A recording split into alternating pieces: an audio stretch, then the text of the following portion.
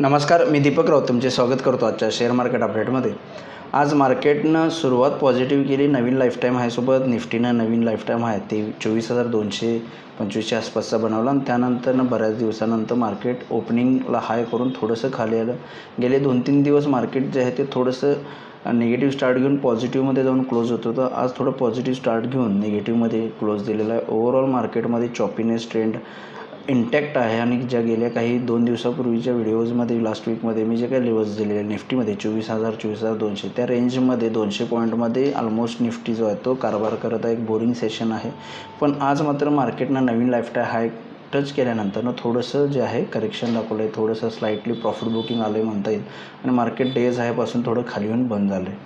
Overall positive बायसनं trade राहिला। In between मार्केटमध्ये lower लेवलवरून रिकव्हरीही आली, पण हायर लेवलला परत पुन्हा सेलिंगही आलं। त्यामुळे ओव्हरऑल जे आहे ते मार्केटमध्ये फारसं काही गेले काही दिवस मोमेंटम क्रिएट नाही होत आहे किंवा ट्रेडिंग नाही होत आहे। एक छोट्या रेंजमध्ये ट्रेडिंग होतं आहे। त्यामुळे उद्यासाठी ट्रेड करायचं झालं तरी बँक निफ्टीची उद्या एक्सपायरी आहे, त्यामुळे उद्या मला मार्केट वाटतं 24,000 लोअर लेवलला सपोर्ट आहे मार्केटला। 24,000च्या खाली गेलं तर फर्दर थोडंसं प्रॉफिट बुकिंग येऊ शकतं जर 24,000च्या खाली मेंटेन राहिला तर। हायर लेवलला 24,200 250 एक स्ट्रॉंग रेजिस्टन्स झोन आहे।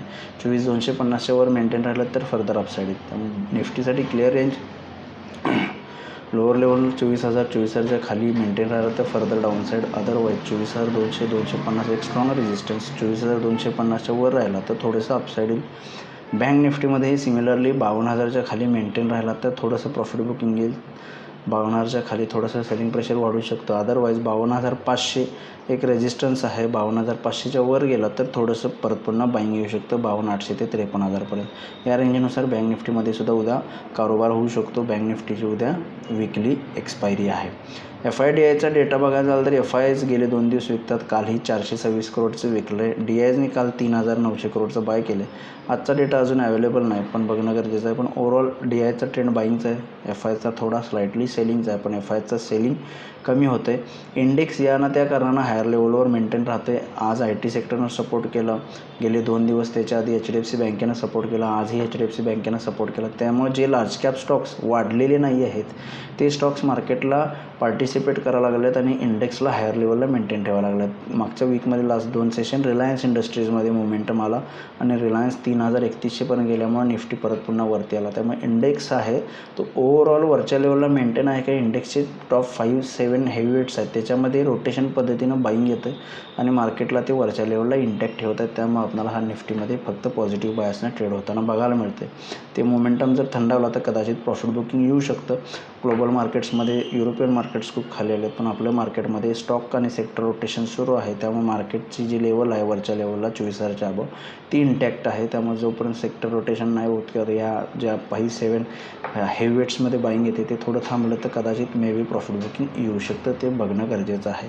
आजचा FIDIचा डेटा अजून अवेलेबल नाही, आपण उद्या बघू शकतो। निफ्टी बँक निफ्टीच्या लेवल्सनुसार मग अशा तुम्ही ट्रेड करू शकता। आज NSEमध्ये 1,195 शेअर्स वाढले, त्या बाजूला 1,160 शेअर्स पडलेत।